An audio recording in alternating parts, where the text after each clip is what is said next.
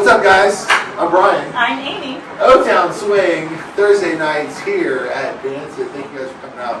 So, we worked off of the patterns that we taught in the 645 class. We worked on the sugar push, we worked on a hip catch, and we took this hip catch and we sort of expanded on it and gave some other options. The first one we talked about was our position on the wrap in. And I guess actually before we did the hip catch, we just did a basic wrap in, wrap out. So we started with a sugar push, kept the other hand, and we're going to stop on 4 here. 1, 2, 3, and 4. We talked about this position for this wrap in. We got a couple different options. We're going to turn and face the mirror, face the camera, just so we can talk to you guys.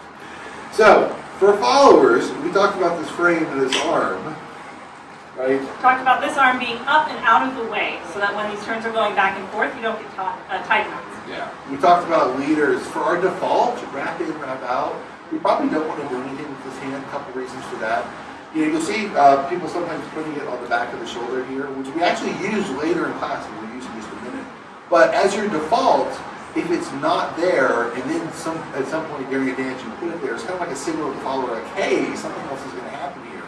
A little extra information, that sort of thing. So as our default, we did not put that hand there. We did talk about, though, we can use the forearm as a little nudge on the back. So as we get into this wrapped up position, right, I can use just a little baby bit pressure from that forearm to sort of lead that rotation out as we unwind. Even if I don't do that, though, ultimately the thing that's causing the unwinding is the point of connection stops moving down the slot, leader stops moving down the slot, follower continues to move, and it just naturally unspools. All of this is highly dependent on frame. You cannot have that connection, you cannot have that communication without frame. Yes, it helps facilitate that. So now, if we get back into that wrapped up position, and we want to come out of that with a different ending, hip catch, right? 3 and 4. I can take this hand and catch on the hip. I'm just taking a 5, 6, step 7 on my left. We talked about this hand, we want it on the bony part, right? Iliac crest, technical name, not the squishy part.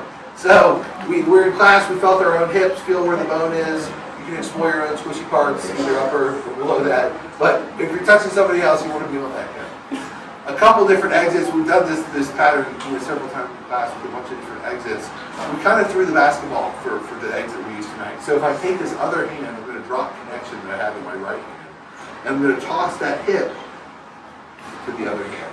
Follows, this hand is out of the way in a ready position. This hand is out ready to be directed probably to the Yeah. And we had some questions about, how do you lead this turn out of here? Well, it's highly dependent on the follower's frame, right? Because if the follower's arm is connected to their body and they have frame, if I lead any rotation with this, we're naturally just going to get a rotation out, free spin, I'm back in the slot, 5 and 6.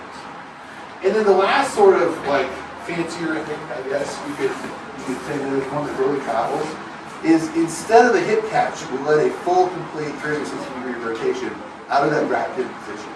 We're going to stop on 4. 1, 2, 3, and 4. And we talked about, here we actually are going to put this hand on the back of the shoulder. We need an additional signal from the follower. We're going to lead to an extra rotation here. Something else is going to happen. And first time, we're just going to pitter patter through this. All right, so we're just going to pitter patter. We're going to rotate, rotate, rotate into what is essentially like a familiar position, but this is like a prep position for a free spin. And we get the free spin out and in. Leaders, we talked about no one's really looking at your feet. I'm essentially just going side across side, right, to try to stay in front of the follower. The whole thing falls apart if the leader does not stay in front of the follower. Another thing that causes it to fall apart is follows having too much energy in your spin. Only use as much energy as you need for these. At the end of class, we did talk a little bit about the turn technique, chalet turns, splitting the room in half, 180, 180, spotting. 180, and then spotting will also help. Both leaders and followers, anytime you're doing turns, we talk about hitting that point in the direction you're traveling. So, check us out on YouTube, Facebook, Instagram, all the social medias here on Thursday nights. Thank you guys very much. Thank you. See you next week. Yeah.